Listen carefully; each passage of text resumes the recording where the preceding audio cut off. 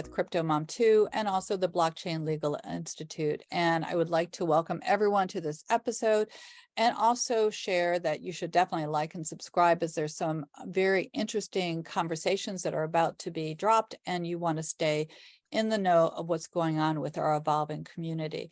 So for those that are new to CryptoMom2, I want to welcome you and also share a little bit more about my background before I introduce our guest, which I'm extremely excited to have on.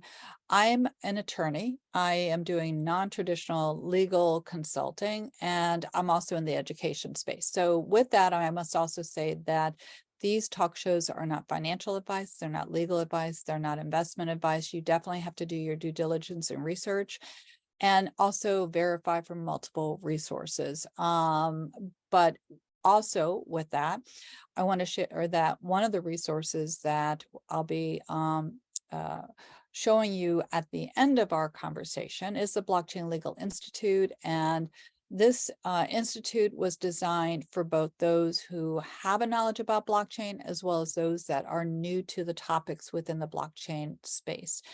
And it's designed for both lawyers as well as those that need to know how to stay in compliance and just are curious about the evolving legislation, policy, and anything that impacts law. So the website for that for you to check out is www.bli.tools. And the reason why I'm also mentioning this information is for those that are on the audio side, I will have embedded within the blog both the links that we're going to be talking about today, as well as for those who are on the YouTube side as well. And I definitely ask that you hop over to both, because we're going to be navigating a platform that you definitely need to know about. So before we show the platform, I want to welcome Andres to our conversation. How are you doing today? I'm doing great. Thanks for the invitation. Glad Yeah. to be here. Yeah, so I'm really excited to share your story on CryptoMom2. As people know, I'm all about stories. My own personal story, it's not, straight and narrow. So how did you end up coming to the blockchain space? What's your background? And I know that we're going to be talking about the services that you provide. Um, and people, I think, are going to be blown away by the diversity of the services that you provide. So there's a lot to know. How did you come to the space? Please Yeah, share. great. In fact, I'm gonna say a little bit, quite a few things about myself. I'm a civil engineer, and then I was doing an MBA.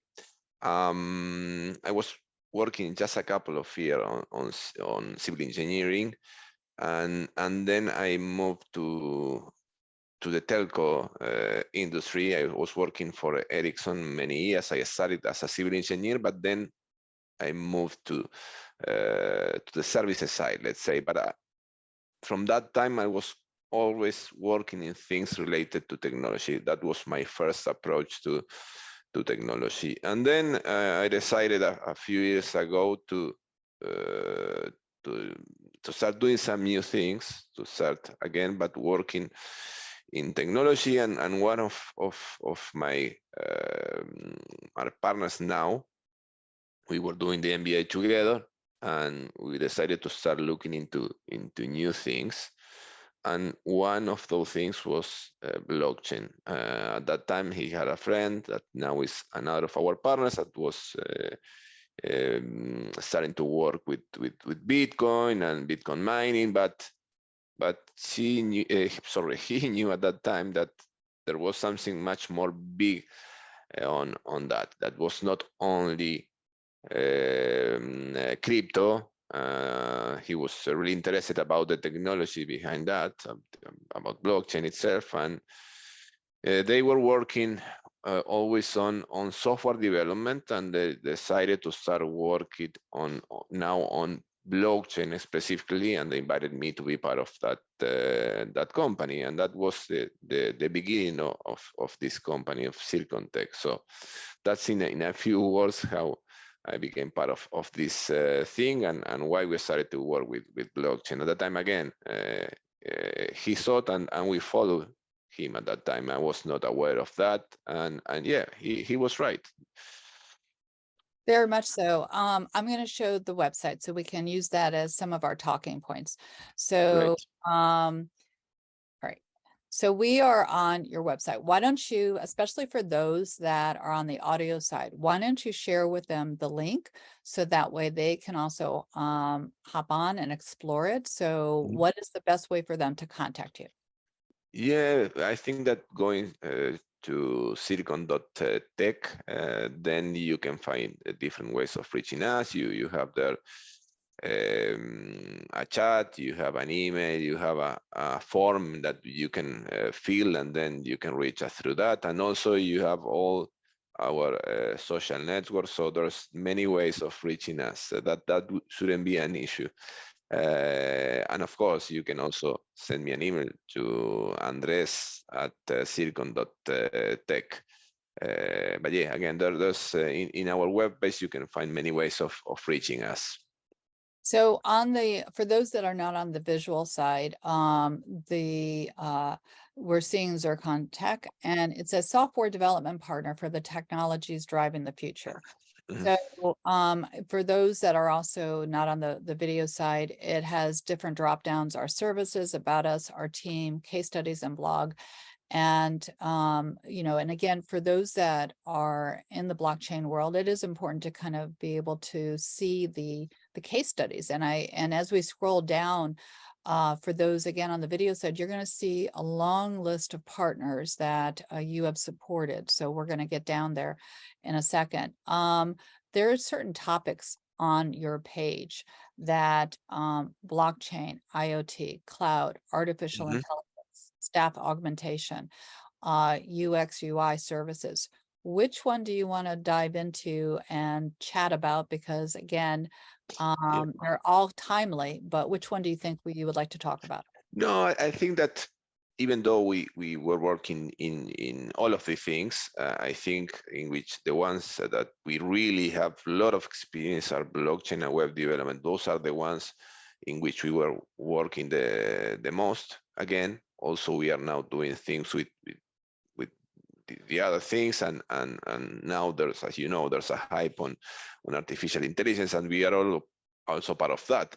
But again, when we started thinking only in blockchain, and then soon we discovered that when you talk about a blockchain project, you have then a lot of things on top of that. It's not only the blockchain side, that probably in most of the projects is just for saying a number, it's just maybe a 20%, 30% of the project. And then on top of that, you need to work on a web site, a mobile application, or infrastructure or whatever. So we needed to have really a team able to work on an end-to-end project. That's the reason why we were adding some other things on top of the blockchain thing. And then because of our experience working with different customers, we were adding some other things on top of that. But the idea was to work end-to-end on those solutions. That was the thing that made us shift a little bit at the very beginning.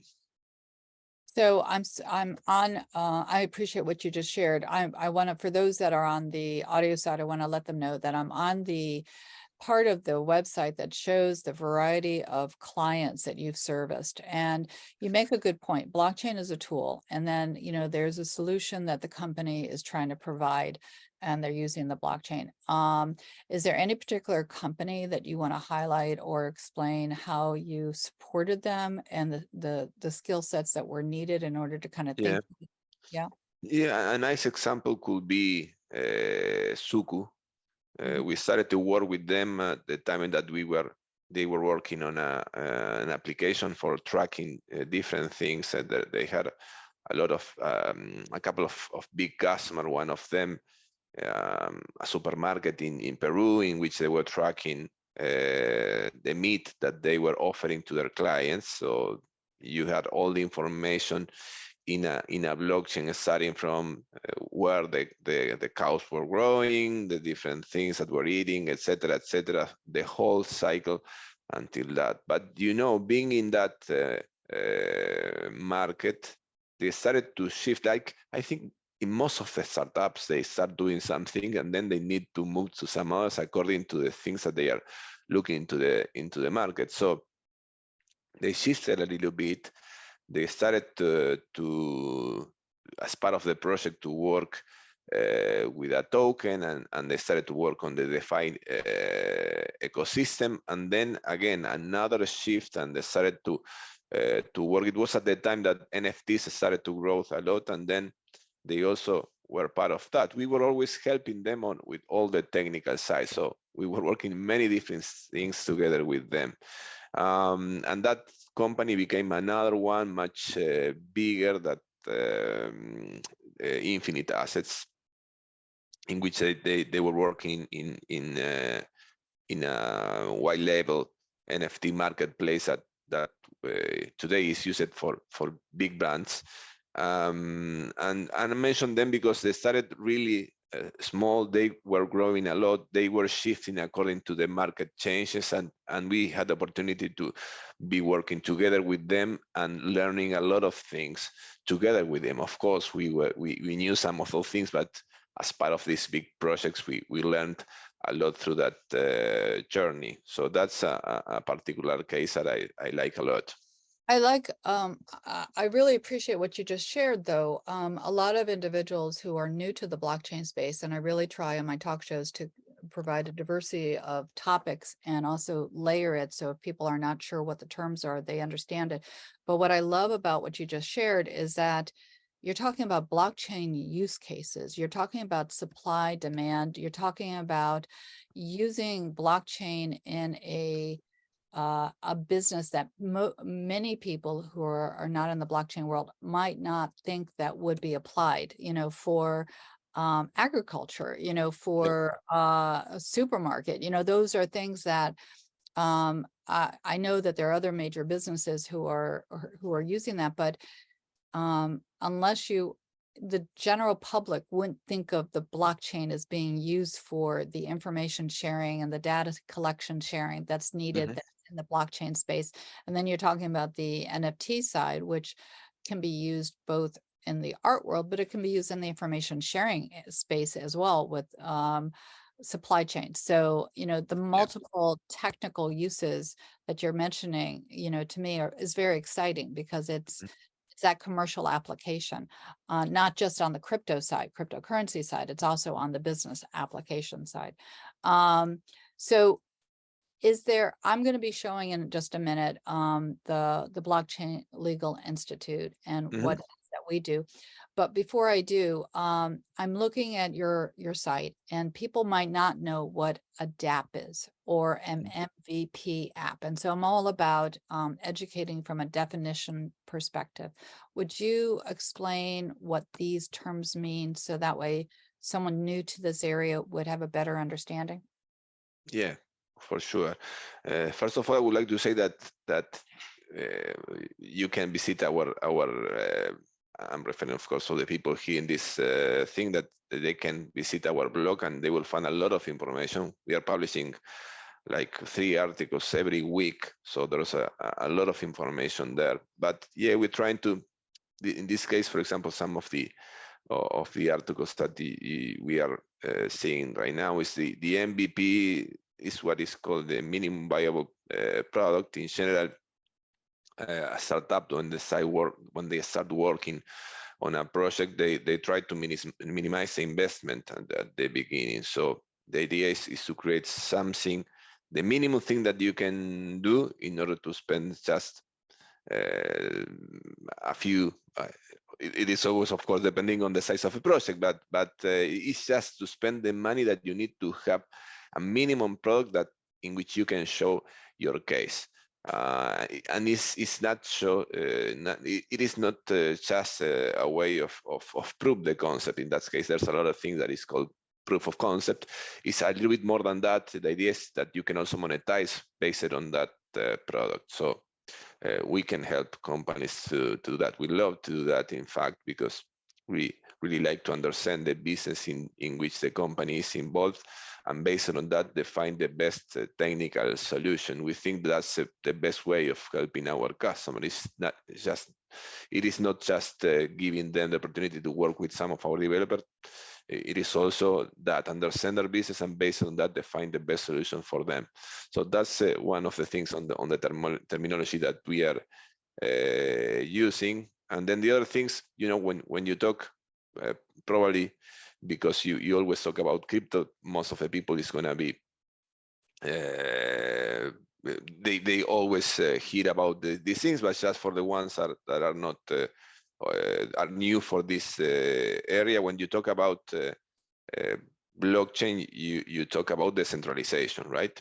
And the same applies for most of the things that you are doing in this area or arena. You try to do that decentralized. You are not gonna have someone controlling that from one point. You are not gonna have a one point of fail, or someone controlling the whole thing or the whole application or the database, etc.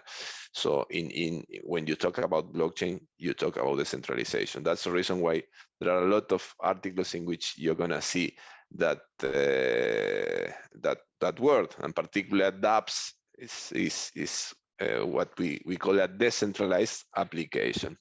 That again, you don't have a central control over that. That's the idea. Nobody can take control over that. That was the first aim when the Bitcoin was created. That was the first blockchain project, right?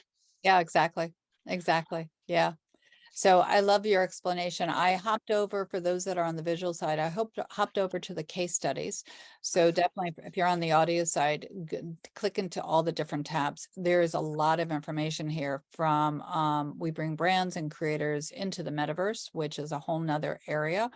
So do you want to, again, I'm scrolling down, there's a revolutionary donation platform, very interesting. I guess that's for the nonprofit side. Yes. And again, Monex and a host of others. Which one here do you would like to maybe talk about or highlight? No, but maybe because you are involved on the blockchain, sorry, on the legal aspects. I think that Monex could be a good example. In this case, Monex, they were using this tool in which you can create a contract, but not only that, to define different things through the life cycle of the contract. Could be the definition of a payment, or the renewal of the contract, etc. And all the actions that are defined in that contract, you're gonna have that recorded on a blockchain, right? That's a difference. So I think that these guys are really good. I think that, like in a lot of cases on the blockchain side, they started the market. I think that was not prepared for that. Also, they are trying to shift a little bit their business, but there's a lot of people that is using that solution. I'm really grateful that you brought up that client and that use case. That kind of helps me navigate over to the purpose of the Blockchain Institute. And so for those that are new to the Blockchain Legal Institute, I just want to, invite you to come explore it. But basically, this is a centralized hub for the decentralized resources that exist, across the globe, both in the news side, the learn side, the artificial intelligence, Bitcoin community, the Ethereum blockchain, laws from around the United States, legal laws, also internationally, associations and events. So if you hop over to BLI.tools, you'll see a variety of resources. And one of the things that I will mention is under the find a member area, you will be able to connect with both law firms, businesses, consultants, and others within the blockchain space that can provide background information and support and services. So again, if you have questions, message me. I will be putting the hello@bli.tools into the block below. Any last minute thoughts, about what the services that you're doing or events that are happening globally? Any last minute thoughts before we sign off? Because I'm really grateful for your hopping on. Again, your company and what you're doing provides a service that many people need. And there's they're not sure where to go to kind of have a consult on that. So any last minute thoughts? Right. Yeah, 2 or 3 things. First of all, yeah, anyone that needs some help on building their tech solutions, if they have an idea, and then we are ready to help on that. I understand that sometimes it's a difficult part, but we were working with different companies, so we can help with that. Then regarding events, we try to go every year to consensus. But then this year the idea will be to be visiting Seattle and San Francisco in October. So if there's someone that is going to be there, will be a pleasure to be there. And then the last thing is, because I think that is something that I didn't mention during my talk, but I think is essential to work together with people involved on the legal aspects on blockchain, and then the tech side. We have, of course, some ideas about some of the things, but this is something that I always talk to my customers. Sorry, is that in most of the blockchain projects, because of the things that we are doing, you need to have a legal team involved in your project. That's crucial in most of the cases, I would say. So I think it's good to have people like you working in those aspects. I would say probably in all the cases, only because at some point we're all creatives, but at some point the laws impact our creation. Whether it's like you're saying on the tokens, the compliance side, the know your customer side, the AML side, or whether it's on the privacy identity side, so information sharing. There's always some new aspect of legislation, whether it's the EU now saying, in the artificial intelligence world, there's certain things that need to be framed there. So I appreciate what you're saying, because there is the tech development side, and then there's the legal side, and hopefully they blend. So that's exactly why the Blockchain Legal Institute was created, to help on both sides. So I really appreciate your hopping on. I also want to mention that your company is global. You have offices in multiple locations. Do you want to share like where you're located? And our headquarters is in South America, in Uruguay, Montevideo. But then also we have an office in New York, and then people distributed in different countries in Latin America, but also in Europe. We have some developers working in Europe. Our idea is to work with companies in the US and Europe. So we are pretty aligned with the time zones in the US. We have no more than 1 hour with the East Coast, and then 4 hours with the West Coast. So that's, I think, a differentiator, for companies working from Latin America, that I think we are much more familiar with things in the US. We consume a lot of the American culture, starting for films, music, etc. So we feel pretty comfortable working with people in the US. Yeah, no, I think it's important to understand the global reach that you have, and the understanding within each of the communities, because again, that's really important. So as I've mentioned on all my shows at the end, I always say the same, because it's something that I definitely believe in. Be kind to yourself, be kind to others. We're all interconnected. We're all part of one world. And I look forward to chatting with you soon. Have a great day. Thanks. You too. Bye.